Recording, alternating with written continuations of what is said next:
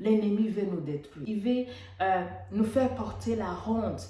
Il veut nous faire porter le déshonneur. Peut-être que tu me regardes aujourd'hui et que toi aussi tu te bats avec quelque chose que tu n'arrives pas à te détacher. Peut-être que tu manques la maîtrise de soi devant la masturbation, devant la pornographie, devant l'adultère, devant les calomnies, devant la jalousie. Peut-être que tu as l'amertume qui ronge ton cœur.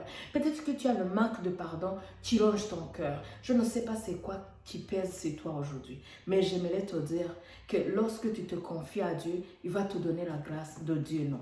Il va te donner la grâce de se maîtriser. Shalom bien-aimé, bienvenue encore sur ma chaîne YouTube. Je me présente, je m'appelle Ejidi Ouassé et sur cette chaîne, je vous partage le message du salut et comment on peut développer notre relation avec le Seigneur.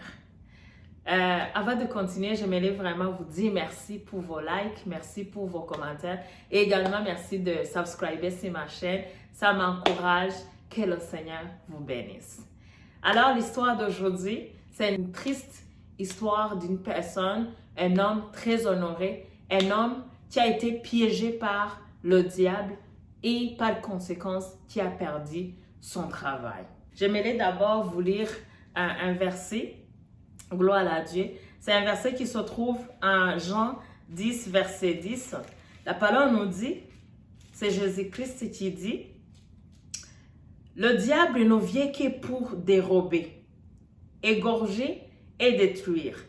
Mais moi, je suis venu en fait que les brebis aient la vie et qu'elles soient dans l'abondance. » Dans ce verset, on voit que le plan du diable, c'est de nous détruire, c'est de nous voler, également de nous tuer.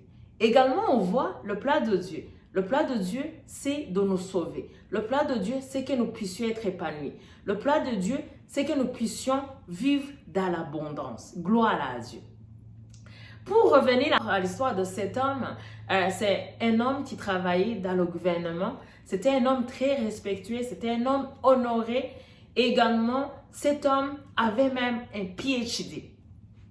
Et là, ce qui est arrivé, c'est qu'il a été repéré par la police en train de conduire sa voiture dans un état d'ivresse. Vous pouvez penser que c'est une chose banale ou une chose qui arrive souvent, mais bien aimé, pour quelqu'un qui est dans une position très élevée comme ça, il y a une discipline qui est exigée, il y a la maîtrise de soi qui est exigée sur cette personne parce qu'il doit être un exemple.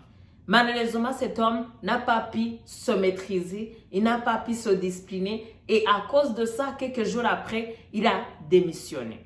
Bien aimé, on voit dans cet exemple que l'ennemi a détruit sa réputation. Et ce qui est triste, c'est que les conséquences de sa faute ne seront pas seulement sur lui, ça sera également sur sa famille, sur ses enfants. Voilà le plan de l'ennemi. C'est lui ce qu'il va faire. Il va t'encourager à faire du mal. Il va t'encourager à faire ce qui est contraire à la loi. Et c'est toi qui vas subir les conséquences.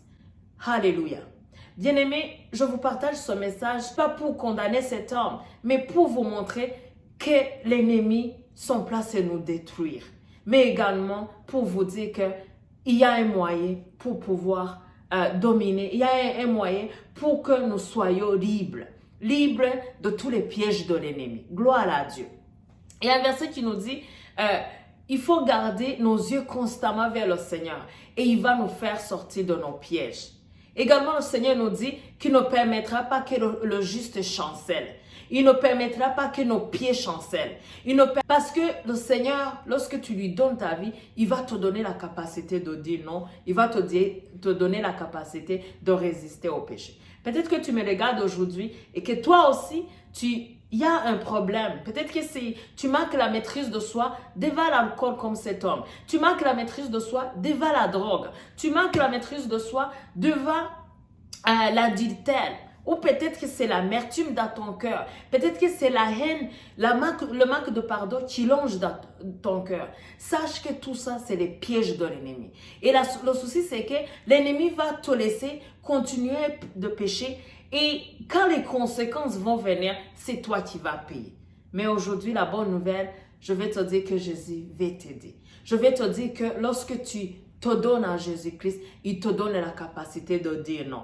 Lorsque tu t'abandonnes à Jésus-Christ, lorsque tu lui donnes ta vie, il te donne la capacité de résister. Ce n'est pas quelque chose qui va se produire directement, mais à force que tu marches avec lui, à force que tu lui fais confiance, à force que tu t'humilies devant lui, tu lui dis, Seigneur, aide-moi, je n'arrive pas à résister devant ce péché. Il va te donner la capacité. Il va te donner la grâce de dire non là où tu n'arrives pas à dire non. Gloire à Dieu.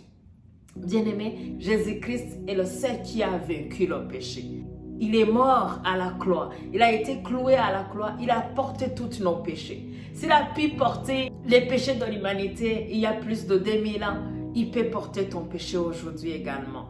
Cet péché qui pèse lourd sur toi. Ce péché qui peut même détruire ton mariage. Ce péché qui peut même détruire ta relation avec tes amis. Ce péché qui veut te faire perdre ton travail. Ce péché, tu vas apporter la honte et le déshonneur sur toi.